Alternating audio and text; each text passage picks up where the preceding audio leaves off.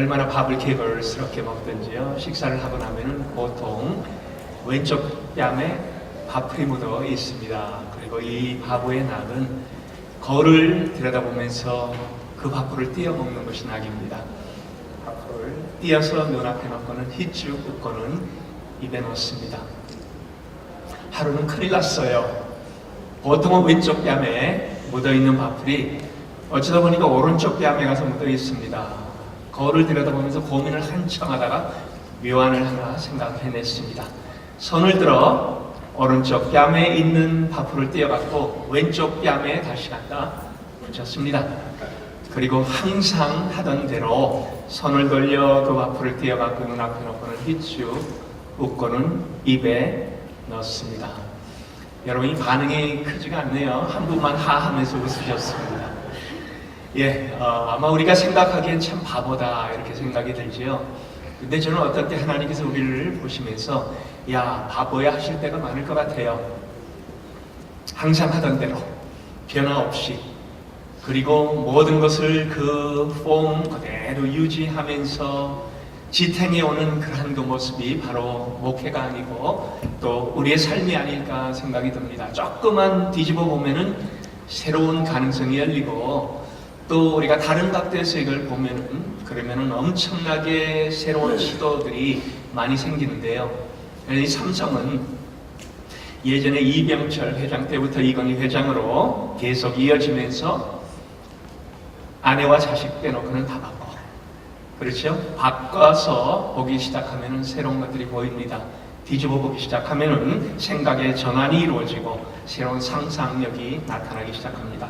저는 오늘 여러분들과 앞부분에는 제가 이 주어진 시간 최대한으로 빨리 앞부분에는 변화에 대해서 좀 얘기를 하고요. 뒷부분에는 전문인 선교 그리고 비전문인 선교 동반 관계, 그리고 이러한 부분에서 우리가 어떻게 다양한 문제들을 해소하며 협력적인 한국 관계로 들어갈 수 있을까 하는 것들을 생각을 해 보려고 합니다. 제가 인도네시아에서 꽤 오래 살았습니다. 근데 인도네시아의 2001년도 2월달, 여러분이 보통 뉴스위크를 많이 보시지만은 홍콩에서 나오는 아시아 위크가 있습니다. 저는 매주 아시아 위크를 받아보고 그걸 통해서 아시아의 동향, 그리고 아시아에서 어떤 변화가 있는가 하는 것들을 봤는데요. 그때 이런 아리까리 하나 있었습니다. 지난 30년의 변화가 그전 3000년의 변화보다 더 빠르다. 여러분, 근데 거기서 이제 얘기한 것은 2001년도에 나왔지만 사실은 2000년도에 나온 그 아리거를 그때 언급을 한 건데요. 1970년부터 시작하여 2000년까지 30년 동안의 변화가 그 전에 3000년의 변화보다 훨씬 더 빨랐다 하는 겁니다. 그 이유는 산업시대 때문에 그렇지요. 물론 1970년 이전에는 아시아를 우리가 통틀어서 이제 하나로 보기 시작하면요, 70년 이전에는 농경사회였습니다. 그러나 70년부터 2000년까지는 산업사회로 발전이 됐죠. 유럽은 물론 한 200년 동안 산업사회가 들어왔어요. 유럽이 그럼 우리보다 더 똑똑했느냐? 사실 그건 아닙니다. UCLA의 제렛 다이아몬드라는 교수가 책을 쓰면서 우리말로도 번역이 됐습니다. 총 균세 한 400페이지 되는 그런 그 책인데요. 거기서 보니까 어떻게 유럽이 우리보다 점스타트, 앞서 갈 수 있었는가 하는 그런 그 얘기를 하면서, 그러나 2000년대에 들어오면서 아시아나 아니면 서구나, 그리고 앞으로는 남미와 아프리카도 그 대열에 같이 조인을 할 것이다 라는 그런 그 예측을 하고 있는데요. 그러나 모두가 동일하게 이제는 같은 선상에서 같이 뛰기 시작하는 그런 그 발전의 속도가 점점 비슷해진다라는 얘기입니다. 자, 이 농경사회부터 잠깐 여러분들과 생각을 해보겠습니다. 농경사회는 4대, 할아버지, 아버지, 그 다음에 아들, 그 다음에 증손자, 이 4대가 함께 살면서 변화가 전혀 없었습니다. 증조 할아버지가 하던 일 할아버지가 받아 했고, 아버지가 받아 있고 아들이 받아 있고 그 다음에 태어나는 그런 그 증손자가 계속 이어서 하는 전혀 어떤 변화가 없고 모든 것이 수공예로 진행이 되는 그런 그 사회였습니다. 물건 하나 만드는데도 시간이 걸립니다. 그리고 다 똑같지가 않아요. 그러다가 이제 1970년부터 산업사회가 들어섰습니다.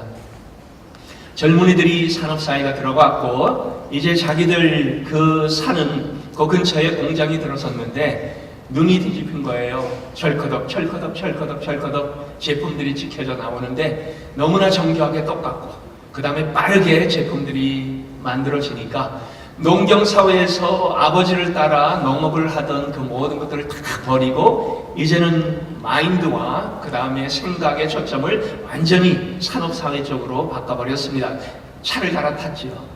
그리고 그때 나온 현상들이 뭡니까? 도시로 젊은이들이 쏟아져 들어오는 겁니다. 왜요? 기회가 도시에 있기 때문에. 그때부터는 이제 도시화 현상, 제가 이 현상들을 여러분들과 잠깐 나누겠는데요. 도시화 현상이 이루어지기 시작합니다. 우리 한국을 보면 여러분들은 아마 동의를 하실 겁니다. 한국에서 어떤 변화가 70년대에 일어났는가? 거의 대부분 아시아가 물론 이 시간 상대적인 차이가 있지만은 그러나 대부분 이런 변화들이 일어났습니다. 자, 공장에서 물건을 찍어냅니다.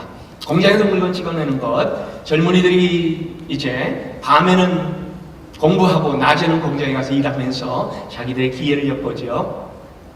그러면서 거기에서 이 새로운 가치관이 그들 마음속에 형성이 됩니다. 뭡니까? 어떻게 하면 저 물건을 많이 팔까? 물건을 많이 찍어내서 많이 파는 것이 그때 당시에는 성공할 수 있는 비결이었습니다.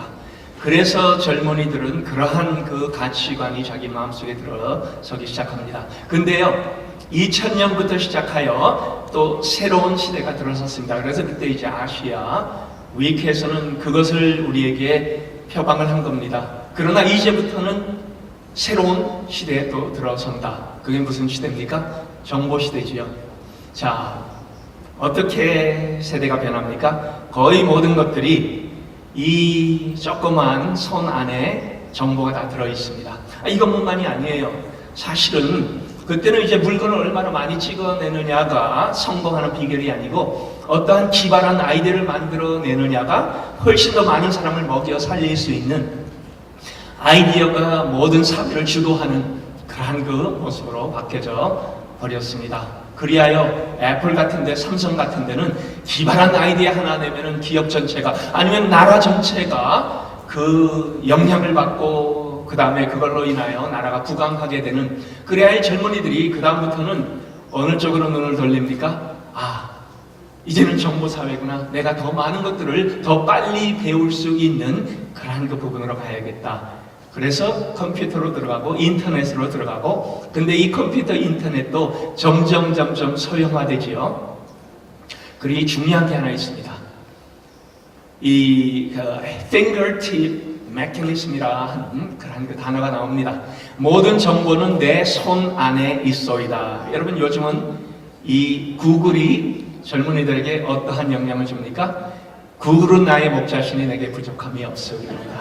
그렇죠? 이제는 더 이상 공부해갖고 얼마나 지식을 많이 가지고 있느냐가 아니고 얼마나 빠른 정보를 내가 내 손 안에서 빨리 취득을 할 수 있고 그것을 또 빨리 활용을 할 수 있느냐, 이게 앞서가는 사람의 표상처럼 그렇게 보여지기 시작했습니다. 그리하여 이 모든 우리 흔히 쓰고 있는 fingertip mechanism, 이게 점점 소형화가 됩니다. 그리고 손가락 하나 딱 누르면 내가 원하는 모든 정보가 내 눈앞에 다 펼쳐집니다. 자, 이런 그 생활 패턴이 바뀌어지면서 그러면 이 젊은이들의 생각도 바뀌어졌습니다. 이게 생각의 전환이에요. 그리하여 이제는 언어를 새로운 언어 배우기보다는, 여러분 이제 언어, 물론 저는 여전히 우리 교회 젊은이들에게 언어 배우라고 강조를 합니다. 왜요? 우리의 전체적인 그러한 그 인격 형성에 굉장히 중요한 부분이기 때문에. 그러나 사실은 언어를 배우지 않아도 앞으로는 요거 하나 갖고 다니면서 얼마든지 내가 필요한 언어가 통역이 되고 또 그걸로 인하여 도움을 받을 수 있는 시대는 열려져 있습니다. 자, 그래서 30년의 변화가 그 다음 15년의 변화로 대치가 됩니다. 15년의 변화가 그 전 30년의 변화보다 더 빨라요. 왜? SNS, 그렇죠? 트위터, 페이스북 이 모든 걸 통해서 이제 내 자신이 방송국이 되어져 버립니다. 옛날에는요, 매스컴 하나 차단시켜 놓으면은 다른 사람들이 정보를 받지 못하면은 정보 자체가 나에게서는 권력이요, 힘이요, 사람들을 컨트롤하는 그런 그 방편이 됐습니다. 그러나 이제는 우리 모두가 정보를 손 안에서 함께 공유하는 그런 그 시대가 되어 지금은 이제 이 정보를 우리가 어떻게 빨리 받느냐. 자, 이 시대에서 그게 정보 시대가 한 15년까지 갔습니다. 2015년부터 시작하여 우리가 새로운 시대로 들어섰습니다. 여러분 잘 아시죠? 이제는 인공지능의 시대입니다. Artificial Intelligence. 한 2년 전에 피츠버그에서 구글하고 우버가 같이 합작을 해갖고 이 자동차를 운전을 시도를 했습니다. 여러분, 인공지능으로 자동차를 운전을 해갖고 가장 성공할 수 있는 데가 미국에서 어디입니까? 피츠버그예요. 왜요?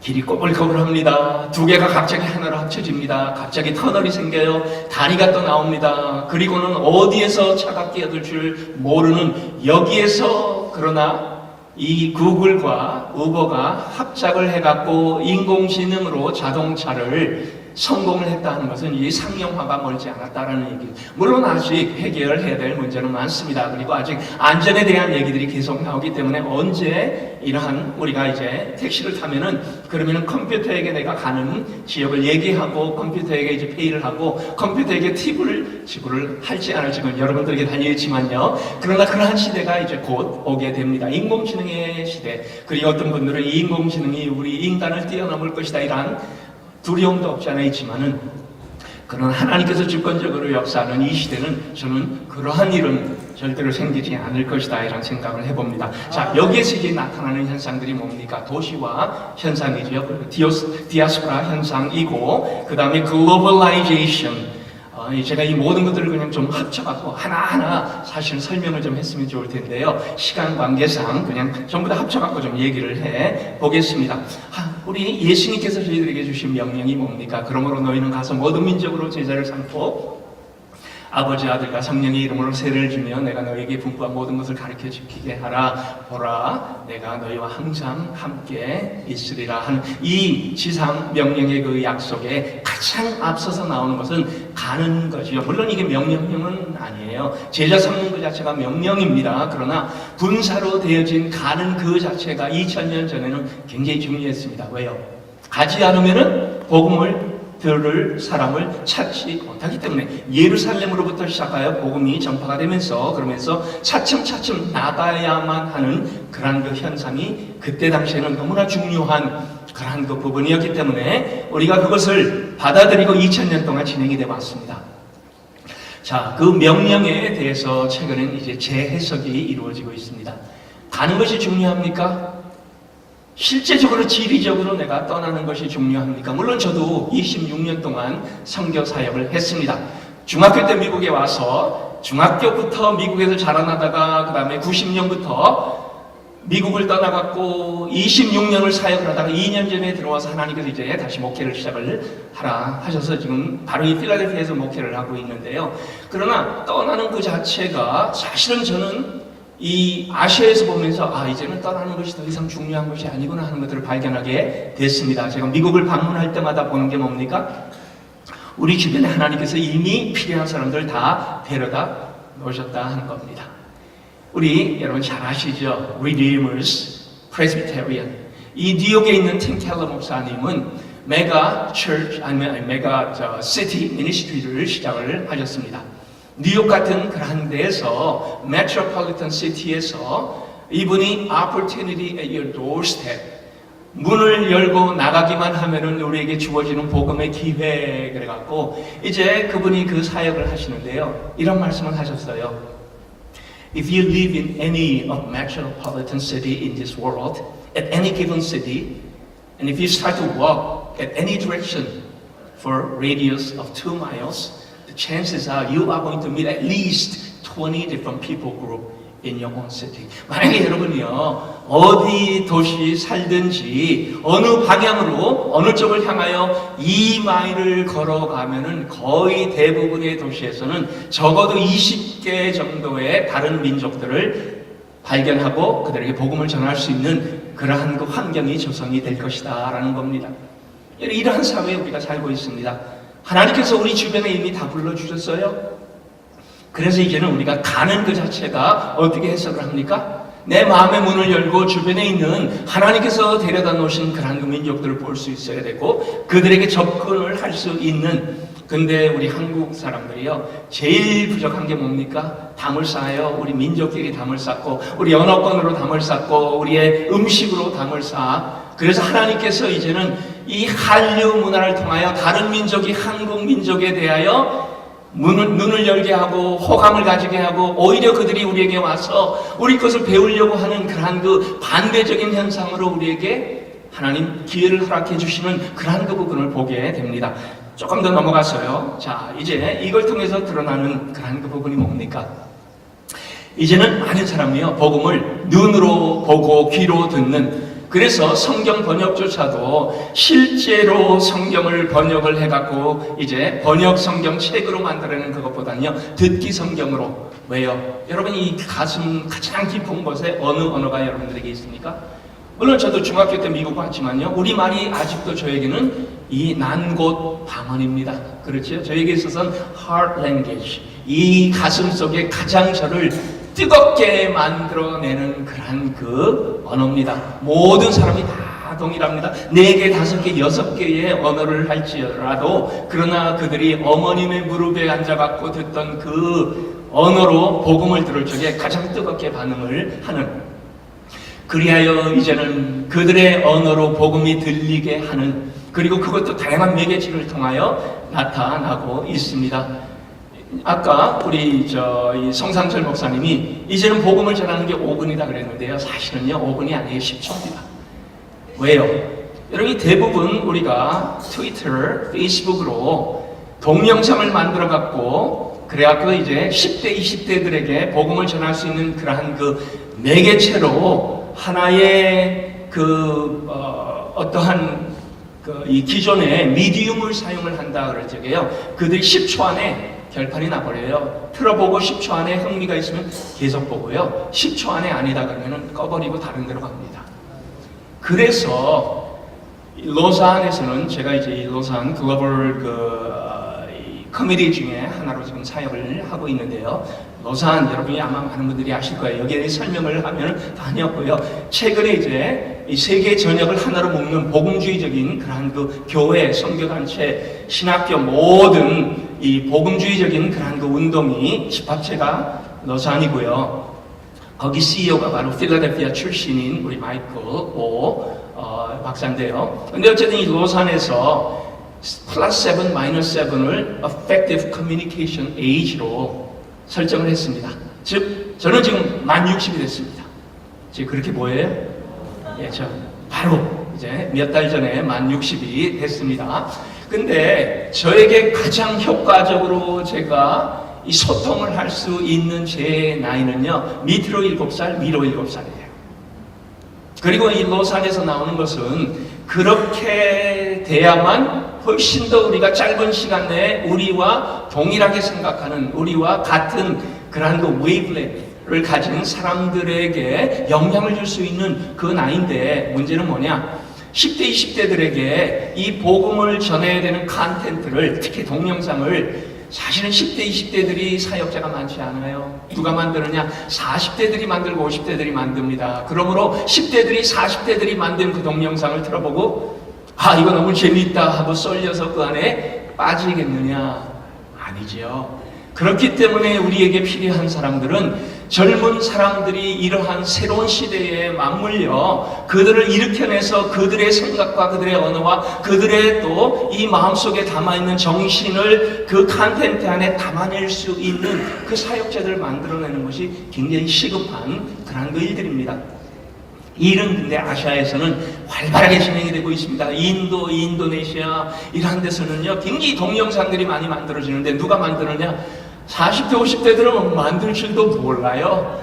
그러나 하나님께서 10대, 20대들을 복음으로 깨우쳐 주시고 그들에게 이것을 만들어 갖고 그 동료들에게 같은 나이대들에게 이제 이 전파를 하게 하는데요. 여러분, 한 사회 안에서도 사실은 우리가 이 차이가 있습니다.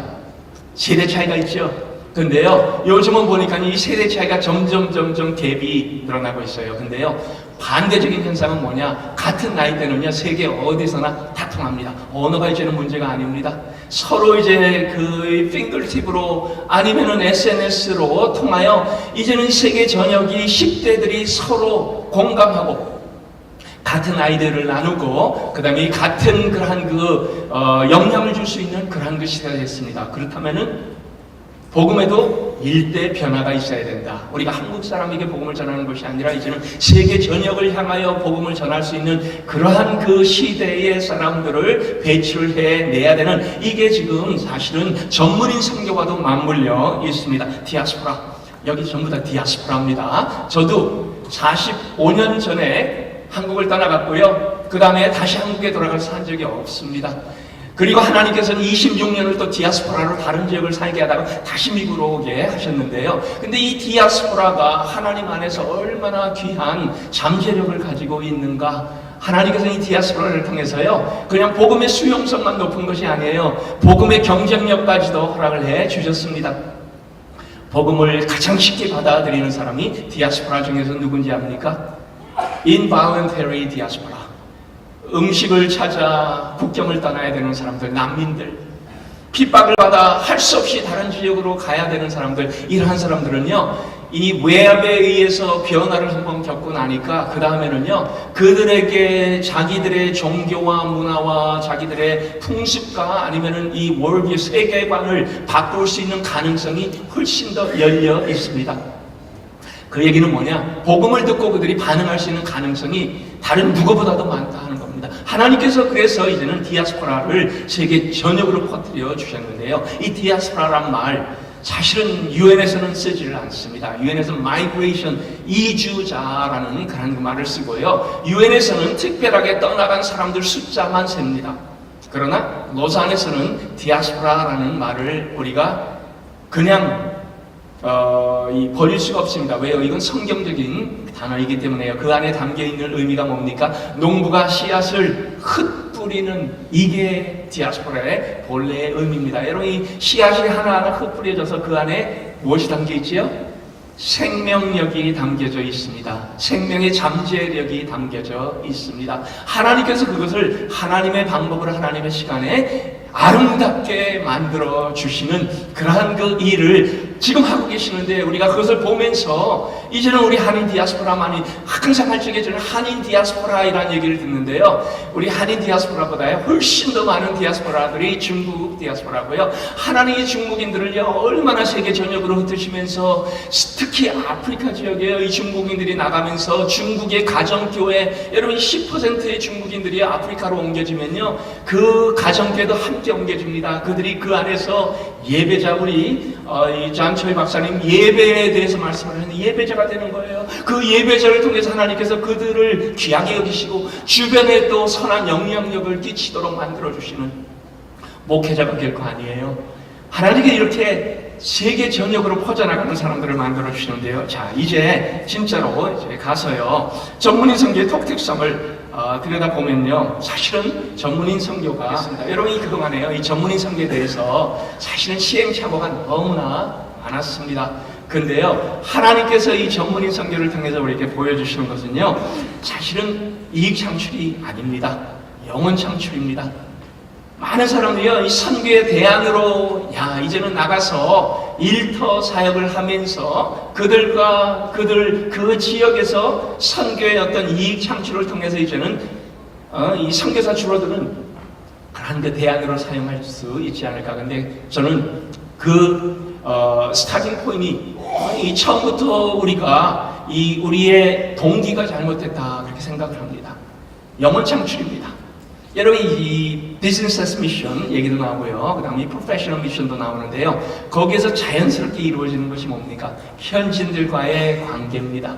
그리고 그걸 통해서 자연스럽게 우리가 그들에게 영향을 주고 복음으로 살아가는 모습을 보여주고 그들에게 제자를 삼을 수 있는 그러한 그 모습이 자연적으로 그 삶 속에 나타나게 될 때 거기에서부터 복음이 전파가 됩니다. 사실은요, 제가 인도네시아에 있으면서 왜 무슬림들이 이렇게 확장을 빨리 했는가? 그러한 삶을 그들이 살았기 때문에 그래서 거기에서 이제 확장적인 그러한 그 모습들이 나타났는데요. 자, 그러면은 이 전문인 선교의 제한점들을 우리가 어떻게 만들어내야 될까? 사실은요, 이 선교 단체에 속하기보다는 많은 우리 전문인 선교사들이 개인적으로 일을 하고 있어요. 그러다 보니까 제한점들이 굉장히 많습니다. 자라나온 아니면 거기서 나온 그러한 그 열매들을 어떻게 좀 확대화시켜서 그들을 하나님의 귀한 자녀들로, 하나님의 귀한 사역자들로 만들어낼 수 있을까? 아이디어가 별로 없고요. 그 사람이 가진 그 신앙을 사실은 제자는 뛰어넘지를 못합니다. 일을 할 때 다양하게 협력의 구조를 만들어내고 그 다음에 더 많이 양육을 받을 수 있도록 기존의 선교단체와 그 다음에 우리 전문인 선교 단체나 개인이나 협력을 하는 그러한 그 협력의 장을 훨씬 더 많이 열어갖고 기존의 선교단체가 못하는 그러한 그 열매들이 맺혀질 때 아니면 거기에서 이제 양육이 제한성에 부딪혀갖고 제대로 감당을 하지 못할 적에 함께 협력하는 그런 그 일들이 일어나야 되지 않을까. 여기까지 하고 나중에 기회가 되면 더 이어가겠습니다. 감사합니다.